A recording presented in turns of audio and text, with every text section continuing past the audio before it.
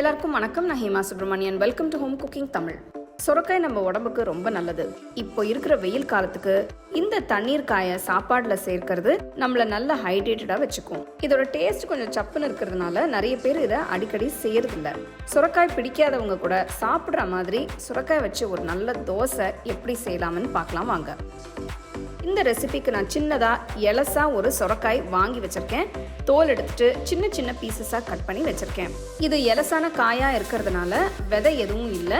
விதை இருந்ததுன்னா அதை எடுத்துட்டு கட் பண்ணி வைங்க. இந்த தோசை செய்ய நான் 1 கப் அரிசி, 1/2 கப் உளுத்தம்பருப்பு, 2 டீஸ்பூன் வெந்தயம் 3 மணி நேரம் ஊற வச்சு வச்சுருக்கேன். ஒரு மிக்சர் ஜாரில் ஊற வச்ச அரிசி பருப்பு கொஞ்சம் கொஞ்சமாக சேர்த்து அது கூட கொஞ்சம் சுரைக்காய், ஒரு துண்டு நறுக்கின இஞ்சி, 2 உடைச்ச 4 பச்சை மிளகாய், 1 டீஸ்பூன் சீரகம், 1 டீஸ்பூன் கல்லுப்பு சேர்த்து நல்லா ஸ்மூத்தாக அரைச்சிக்கலாம்.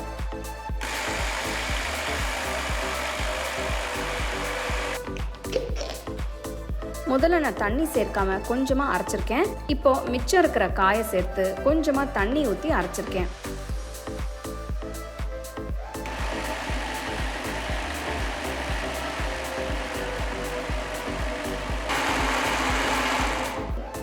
தண்ணியை கொஞ்சம் கொஞ்சமாக ஊற்றி அரைங்க. உங்களுக்கு எல்லாத்தையும் ஒரே பேட்சில் அரைக்க முடியலன்னா கொஞ்சம் கொஞ்சமாக போட்டு அரைச்சி எடுத்துக்கோங்க. இது ரொம்ப நைஸாக இருக்காது, லேசாக கோர்ஸாக இருக்கும், பரவாயில்ல. நான் முதல்ல ஊற்றின தண்ணி தான், அப்புறம் தண்ணி எதுவும் நான் ஊற்றலை. சுரைக்காயில் இருக்கிற தண்ணியே போதும். அரைச்ச மாவை ஒரு பவுலில் மாற்றி வச்சுருக்கேன். சுரைக்காய் தோசை மாவு ரெடி ஆயிடுச்சு. இதோட ஸ்பெஷாலிட்டி என்னன்னா இதை அரைச்ச உடனேவே ஊற்றலாம். புளிக்க வைக்கணும்னு அவசியம் இல்லை. மாவு ரொம்ப கெட்டியாக இருக்குது. கொஞ்சம் தண்ணி ஊற்றி தோசை மாவு பதத்துக்கு கரைச்சிக்கலாம்.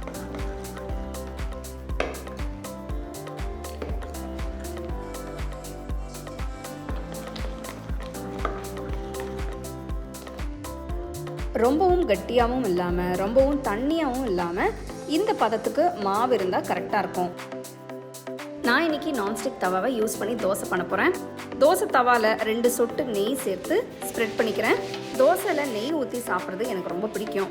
ஒரு கரண்டி மாவை எடுத்து தவாவில் ஊற்றி நல்லா மெலிசாக ஸ்ப்ரெட் பண்ணுங்க.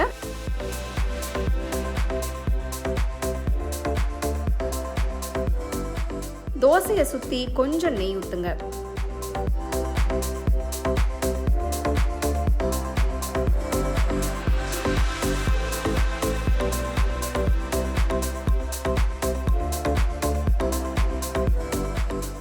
ஒரு பக்கம் நல்லா வெந்துடுச்சு, இன்னொரு பக்கம் திருப்பி போடலாம்.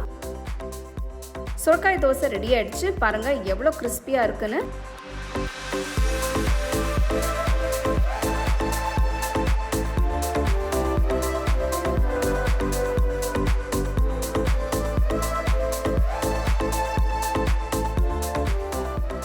நான் இன்னைக்கு தக்காளி சட்னி, தேங்காய் சட்னி வச்சு இந்த சுரைக்காய் தோசையை சர்வ் பண்ணுறேன்.